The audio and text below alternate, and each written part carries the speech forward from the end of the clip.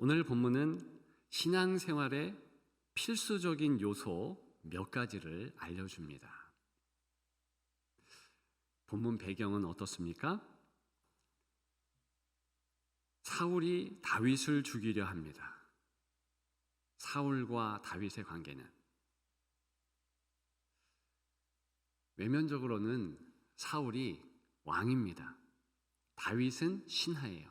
그런데 더 깊게 그 둘의 관계를 보면 뗄래야 뗄 수 없는 관계예요. 장인과 사위의 관계예요.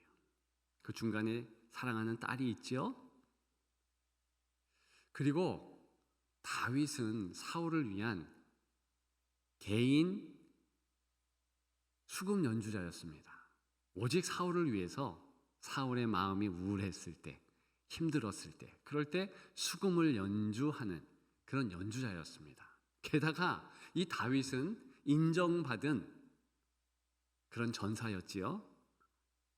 개인적으로 그래서 사울을 위한 무기 맡은 자가 되었습니다. 무기 맡은 자는요, 같이 이제 주종 관계로서 싸움터에 나가서 끝까지 함께 해야 합니다. 목숨 걸고 주군을 살리는 것이 무기 맡은 자이며 그가 바로 다윗이에요. 그러니 얼마나 충성심이 컸겠습니까? 그런데 이상하지요? 질투심으로부터 시작된 사울의 다윗을 향한 이 증오가요, 점점 커지더니 정말 걷잡을 수 없이 이제는 큰일 날 정도가 됐습니다. 그래서 다윗이 도망간 거예요. 다윗이 라마 나요시라는 곳에 있다는 사실에 직접 오늘 본문에서 다윗을 잡으려고 쫓아갑니다. 이미 다윗을 잡으려고 3번이나 전령, 즉 사자들을 보내어서 무장 군인들이죠. 그래서 다윗을 잡으려고 했는데 놓쳤습니다. 실패했습니다. 그래서 자신이 직접 나선 그런 길이었습니다.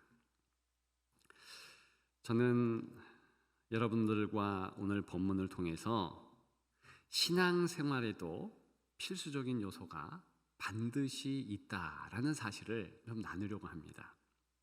일상생활에서 필수적인 요소가 물, 적정량의 염도, 적정 온도, 고도 이런 것들이 필요한 것처럼 우리 신앙생활에도 필수적인 요소가 반드시 있다는 것입니다. 무엇일까요? 첫째, 그것은 먼저 부르짖기입니다. 오늘 짧은 본문이지요. 사울이 라마나요스로 가니라 하나님의 영이 그에게 임하셨어요. 하나님의 영이 임했다. 특별한 문구죠. 그랬더니 어떻게 됩니까? 그가 라마나요스에 이르기까지, 원래 사울이 있던 곳에서 라마나요까지 1시간 정도의 거리입니다. 그 거리를 이동하면서 예언을 하였다 그랬어요. 그것을 현대어 새 번역에는요, 예언을 하였다, 그것을 어떻게 번역을 했는가? 계속해서 춤추고 소리치며 열광 상태에서 예언하며 걸어갔다. 이렇게 말해주고 있습니다. 옳은 번역입니다. 왜 그러냐 하면 예언하다의 1차적인 뜻은요, 소리를 크게 질렀다는 거거든요. 즉 부르짖었다는 것이죠. 하나님의 영이 임했더니 사울이 부르짖었다는 거예요. 예언했다는 것은 하나님의 영과 소통하면서 크게 목소리를 높였다는 뜻이거든요. 우리는 그 다음의 내용을 알고 있습니다. 결과적으로 사위인 다윗을 죽일 수 없었습니다. 딸 미갈의 가정도 지킬 수 있었으며 하나님께 범죄하지 못했습니다. 자, 그런데 역설적이게도 하나님의 영이 없었을 때, 이 사울은요 부르짖지 않았습니다. 한 번도 부르짖지 않았어요. 우리가 본문 말씀이 있는 사무엘서를 잠깐 생각해 보면 좋겠습니다. 4명의 주인공들이 있다. 그렇게 새벽 기도 때 제가 여러 번 말씀을 드렸습니다. 한나, 사무엘, 그리고 사울과 다윗입니다. 4명이니까 4인 4색이 아니고 4인 2색입니다. 3명은요 어쩜 그렇게 똑같은 모습, 똑같은 마음으로 하나님을 섬기는지요. 그런데 한 사람은 유독 달랐습니다. 그 사람이 사울이에요. 가장 다른 점은 무엇인가?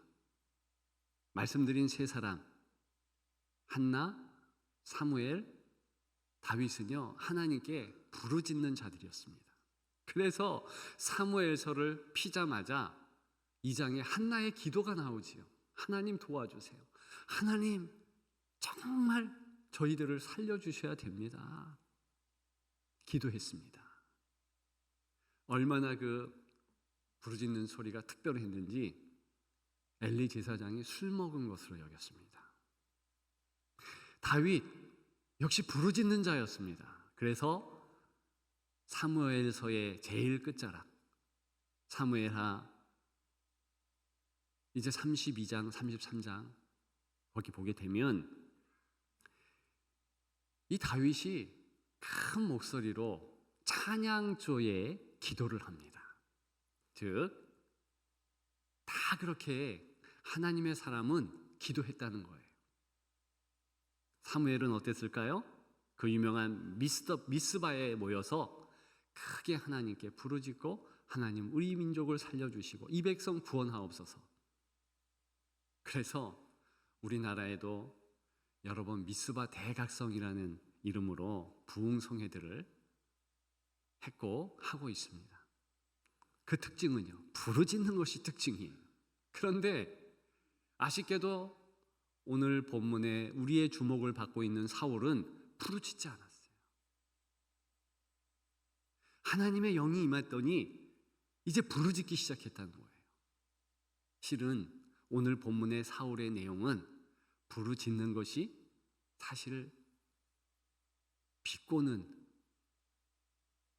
그런 기록이 된 내용입니다. 왜? 그 전에 부르짖지 못했어요. 그 전에 남을 비판하고 해코지하려 하고 죽이려고 하고 그래서 창을 던지고 칼도 던지고 그랬다는 것입니다. 하나님의 영이 임했더니 목소리를 발하여 큰 소리로 부르짖었다. 여러분, 성도가 부르짖으며 기도하는 것 자체가 얼마나 중요합니까? 그 모습이요 하나님의 왕권과 주권을 인정하는 거예요. 사무엘서는요 하나님의 왕권, 하나님의 주권이 큰 주제입니다.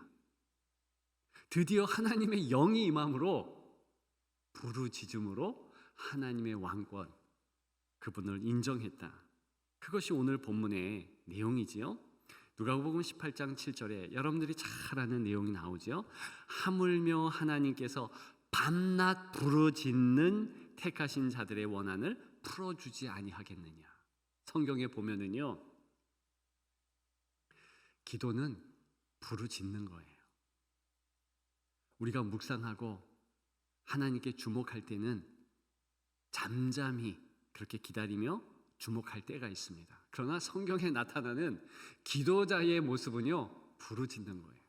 지금도 이스라엘에 가면은 이 이스라엘 사람들이 얼마나 부르짖는 기도를 하는지 모릅니다. 회당에서 통곡의 벽을 부여잡고. 근데 희한한 것은 눈을 뜨고 부르짖어요. 서로 부르짖는 것을 확인하면서 그렇게 부르짖습니다. 이방인인 저로서는 너무 이해할 수가 없어요. 우리 방식이 좋아요. 우리는 그래도 눈을 감고 기도하잖아요. 눈 감고 전심으로 하나님께 주여 도우시옵소서, 주여 구원하옵소서.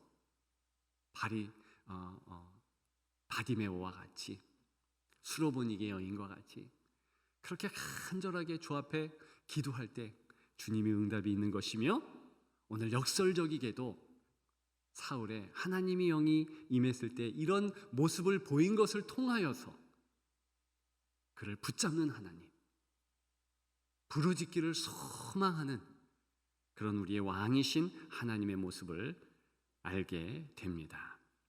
한나처럼, 사무엘처럼, 다윗처럼 그렇게 부르짖는 여러분 되시기를 주님의 이름으로 축복합니다. 둘째로, 죄의 옷을 벗기입니다. 오늘 본문 보면 그의 옷을 벗고 그랬습니다. 이 일을 통해서 사울은 수치를 당하거든요. 왕이 자기 옷을 벗는다. 1차적으로 어떤 의미겠습니까? 그것은 지금 죽이려고 하는 그 모습에서 하나님의 강권적인 역사를 통해서 왕인 자기가 옷을 벗는다. 이스라엘 문화에서 옷 벗는 것은요, 수치 중에 수치입니다. 그러니까 수치를 당하지요. 사울도 선지자 중에 있느냐, 24절 하반절의 이 내용은요 굉장히 부정적인 거예요. 왜 그러냐 하면 여기의 뜻은요, 지금 그렇게 예언을 하고 하나님 앞에서 나아왔다 해도 그의 그런 모습이요 부끄러운 모습이었거든요. 그 이전에 그가 사울도 선지자 중에 있느냐 하면서 반대로 사람들에게 긍정적인 칭찬을 받았던 적이 있습니다. 그때가 언제냐? 바로 왕으로 간택될 때예요. 그때 그는 스스로가 나는 베냐민 지파입니다. 베냐민 지파는 최고 꼴찌 지파거든요. 그 베냐민 지파 중에서도 가장 집안이 안 좋은 그런 집안입니다. 나 같은 자가 어떻게 하나님을 섬기는 왕이 됩니까? 그런 말을 할 때예요. 그때 하나님의 영이 한번 먼저 임했었거든요. 그랬더니 똑같이 부르짖고 예언하며 그 사람들이 그때는 박수치면서 사울도 선지자 중에 있느냐? 야, 대단하다 그랬어요. 똑같은 억구죠. 사울도 선지자 중에 있느냐 하는데 완전 반대의 뜻으로 비꼬면서 왕이지만 자기 사위를 죽이려고 하고 위대한 다윗을 죽이려 하는 저 사울왕 문제 아니야? 그런 뜻인 것이죠. 2차적으로는 이 행위는요, 하나님께서 영적 기회를 한 번 더 주었다는 뜻입니다. 참 왕이신 하나님을 인정하지 않는 사울의 교만을 벗는 기회 말입니다. 아쉽게도 사울은 그때뿐이었습니다. 그 이후의 행적을 우리는 많은 부분은 알고 있습니다. 끝까지 10년 넘게 다윗을 죽이려고 하지요. 그러다 본인이 이제 블레셋과의 싸움에서 죽게 됩니다. 그 이후에 계속해서 오늘 본문 이후에 계속해서 죄의 옷을 껴입는 그런 사울의 안타까운 모습을 보게 됩니다. 교만의 갑옷을 입습니다. 어떻습니까? 저와 여러분들은 그리스도 앞에서 우리의 죄의 옷을 벗읍시다. 그러면 수치를 느낄 거예요. 그러나 그리스도의 선포가 연이어집니다. 요한복음 8장 11절 거기 보면 간음한 여인에게 이런 말씀하셨습니다. 나도 너를 정죄하지 아니하노니 가서 다시는 죄를 범하지 말라. 동일하게 우리에게 내가 너를 정죄하지 않는다. 가서 죄를 범하지 마라. 그렇게 명령하시는 것이지요. 우리는 그 그리스도 앞에 매일매일 매 순간 죄의 옷을 벗어 던집시다. 하나님 앞에는 수치가 없는 거예요. 바로 그럴 때에 의의 그리스도의 피보혈의 옷, 그것을 덮어주십니다. 그러면서 내가 너를 사랑한다. 수고하고 무거운 짐진 자야, 내게로 오라. 안아주시는 줄 믿습니다. 죄의 옷을 벗어 던지는 여러분들 되기를 축복합니다. 마지막 세 번째, 라마나옳의 머물기입니다. 자, 라마나옳, 이게 히브리 원문에는 한 단어가 아니에요. 라마 따로, 나옳 따로예요. 라마라는 특별한 뜻이 있습니다. 그것은 언덕, 힐, 영어는 그렇지요? 그런 의미예요. 나옳은요, 그저 집, 장막 이런 뜻입니다. 그래서 1차적인 뜻은 아마도 당시에 이 사무엘이 다윗을 숨겨주었는데 라마나옳, 라마라는 지역, 즉 언덕이 좀 높은 작은 구릉지 위에 천막, 큰 텐트 같은 것을 치고 거기에 이제 다른 주의 백성들과 더불어서 모여 있는 것이지요. 그게 1차적인 뜻입니다.